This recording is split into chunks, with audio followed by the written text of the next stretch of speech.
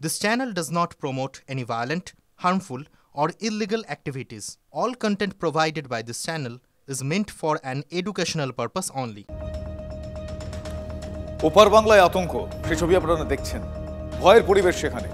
আর ভারতে আসতে পারলেই যেন সেই ভয় মুক্তি। চিন্ময় কৃষ্ণ প্রভু তার গ্রেফতারির পর পরিস্থিতি আরো অনেকটাই ভয়াবহ হয়ে গিয়েছে। মুখ ফুটে বলার উপায় নেই, ভালো নেই ওপার বাংলার হিন্দুরা, এমনটাই জানিয়েছেন বাংলাদেশের একটা কলেজ অধ্যাপক। ওদেশে সংখ্যালঘু হিন্দুদের প্রাণে বেঁচে থাকাটাই এখন দায় হয়ে গিয়েছে। আগামীতে পাসপোর্ট না থাকলেও তীর্থযাত্রার কারণ দেখিয়ে বাংলাদেশ ছেড়ে এদেশে প্রচুর মানুষ আসবেন বলে আশঙ্কা করা হয়েছে। তার কারণ সেখানে তারা থাকতে পারছেন না। আমার সহকর্মী দীপঙ্কর রয়েছেন।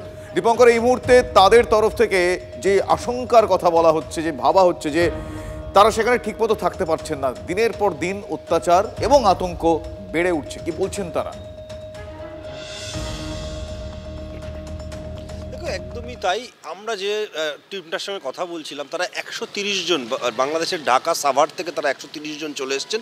মূলত ইসকনের ট্যুরিস্টের জন্য তারা এসছেন, কিন্তু তাদের মধ্যে বেশিরভাগ মানুষ কথা বলতে সাহস পাচ্ছে না, কারণ তাদের ফিরে যেতে হবে। ফিরে গেলে সেখানে তাদের উপরে আবার আক্রমণ হতে পারে।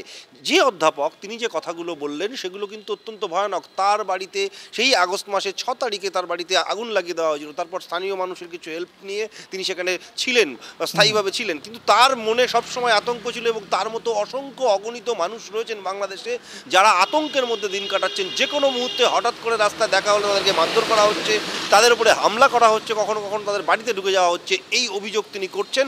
এবং তিনি বলছেন যে ভয়ঙ্কর পরিস্থিতি, তাতে যে কোনো মুহূর্তে মানুষ পারলে একটু সুযোগ পেলেই তারা এখানে চলে আসবেন, কারণ কোথাও গিয়ে যেন একটা স্বস্তি পাওয়া যাচ্ছে ভারতে প্রবেশ করতে পারলে। এবং এই অধ্যাপক এবং তার সঙ্গে আরও যারা এসছেন তাদের সঙ্গে আমরা কথা বলেছিলাম, তাদের যে বক্তব্য, বারবার তাদের উপরে আক্রমণ করা হচ্ছে, মারধর করা হচ্ছে এবং একই সঙ্গে অন্যায় এমনভাবে করা হচ্ছে যাতে সেই মানুষগুলো পালাতে বাধ্য হন। কিছু মানুষজন পালাতে পারছেন বা চলে আসতে পারছেন যাদের কাছে ইমিডিয়েট পাসপোর্ট আছে, ভিসা আছে আগের।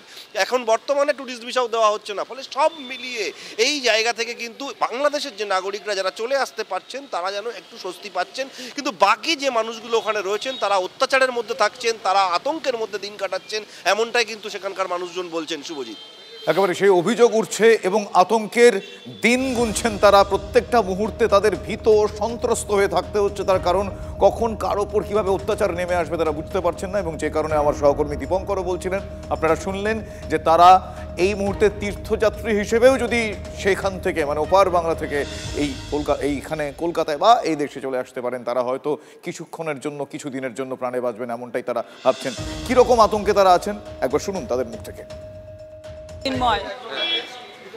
ওনার অপরাধ করছে, ওনার আনকাইতের জন্য 3 দিন না খেয়ে রয়েছে। যারা কপালে ফাটায় রক্ত হচ্ছে তারা তো হাসপাতালে। এখনো চলতেছে গন্ডগোল। হ্যাঁ, হিন্দুদের মন্দিরে হামলা চলতেছে এখনো। এই যে মৌলবাদীরা যেমন ভাঙচুর করতে চাচ্ছে, এরকম তো আতঙ্ক ভাবে আছে। বাড়িঘর ভাঙতেছে, ছেলে মেয়ে অত্যাচার করতেছে, মেয়ে অত্যাচার করতেছে। আতঙ্ক অনেকটাই আতঙ্ক। মায়ের যাবে, মারপিট খেতে হবে, থাপড় খেতে হবে। প্রাণের ভয় তো আছি, প্রাণ তো হাতের মধ্যে নিয়ে ঘুরি পাই আমরা। প্রাণ বলতে কোনো জিনিস আমাদের নেই।